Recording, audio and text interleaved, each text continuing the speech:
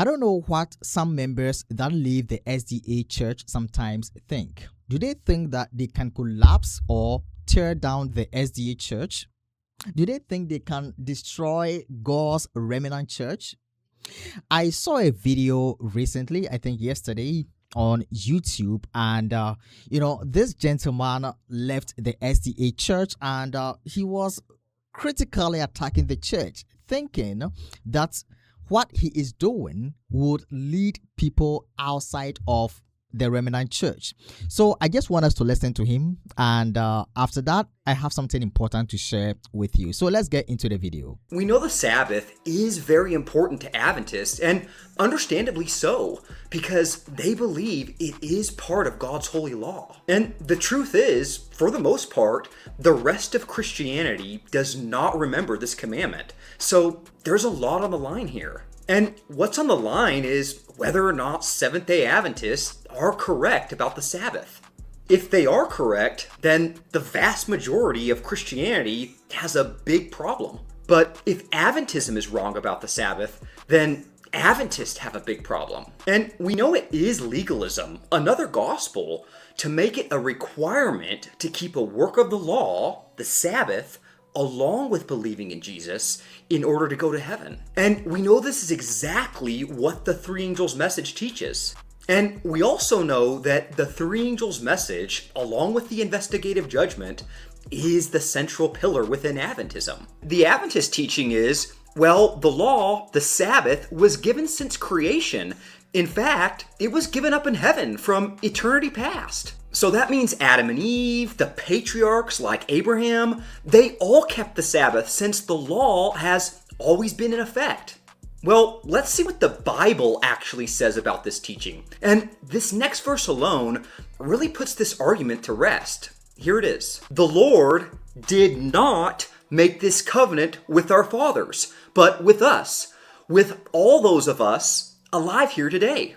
And keep in mind, the context of this verse is in the same chapter of the Ten Commandments, right before the actual Ten Commandments are repeated to Israel. Scripture teaches that the law was given 430 years after Abraham, and it would last until Jesus would come. It was added because of transgressions. But we have to first ask ourselves what may seem like a very basic question, and that's, what are the Ten Commandments? Answer, and this is absolutely essential to understand.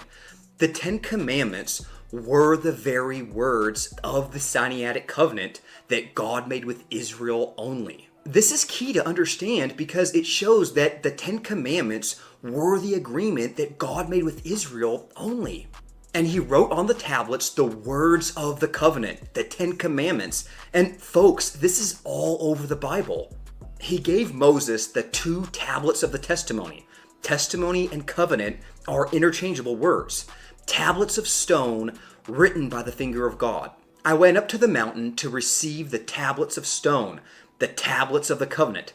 This is just unmistakable all through Scripture.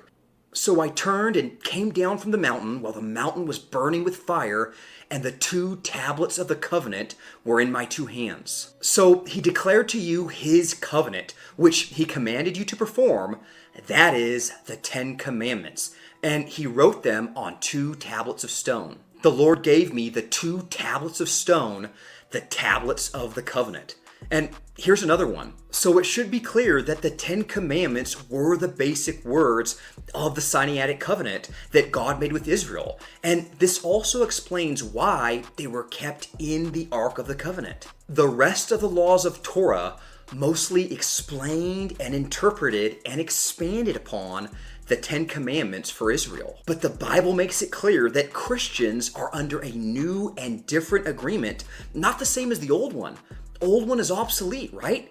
And watch this. If it's given as a command in the old agreement, but not in the new agreement, Christians are not to observe it since it's a different agreement.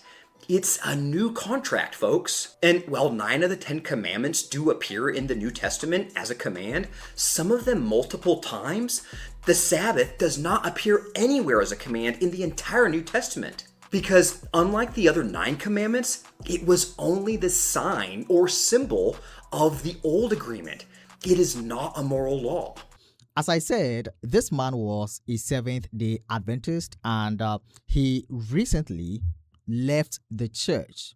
After he left the church, he began producing content on YouTube that criticized the SDA church and its teachings, thinking that he would be able to lead people out of God's church. But I want to take this opportunity to tell all those ex-SDAs, I mean those SDAs that have left the church, that you cannot destroy God's church. You cannot tear down God's church. Yes. You know, there are many people that began doing some of these videos online some years ago.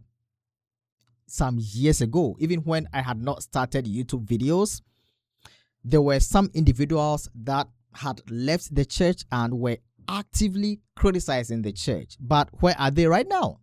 Where are they? Were they able to tear down the church? Were they able to destroy God's church? The answer is no. The answer is no. Just look at Ryan Day. Ryan Day also left. Even he was a pastor, doing all sort of spiritual programs at 3ABN.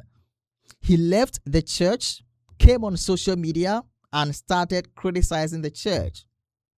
Started criticizing the teachings of the church, the teachings that he previously held, the teachings that he previously taught at 3ABN. And now, where is Ryan Day? Was he successful in doing what he did against the church and the teachings of the church? No.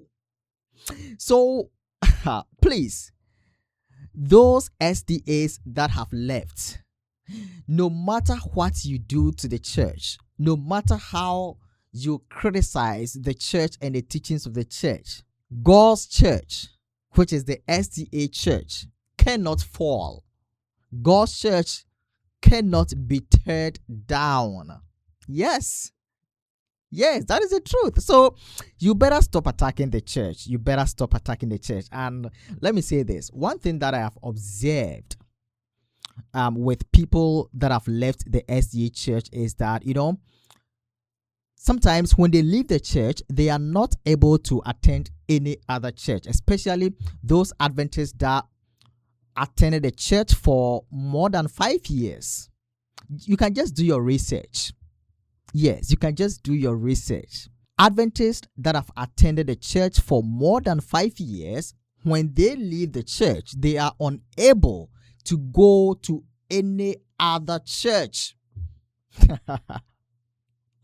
So, last time I saw some videos of Ryan Day and some other SDAs that have left the church. In fact, they are not able to go to any other church. They are in their homes on Saturdays, on Sundays, on any other day. Like, they are literally in their homes during the weekends watching online sermons.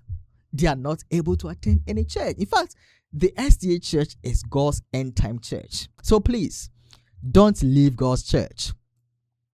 Don't allow yourself to be deceived by these ex-SDAs that talk a lot about the SDA church. And some of them eventually return.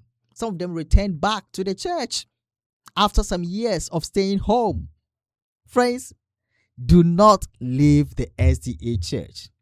Now, let me recommend WiPray app to you right now.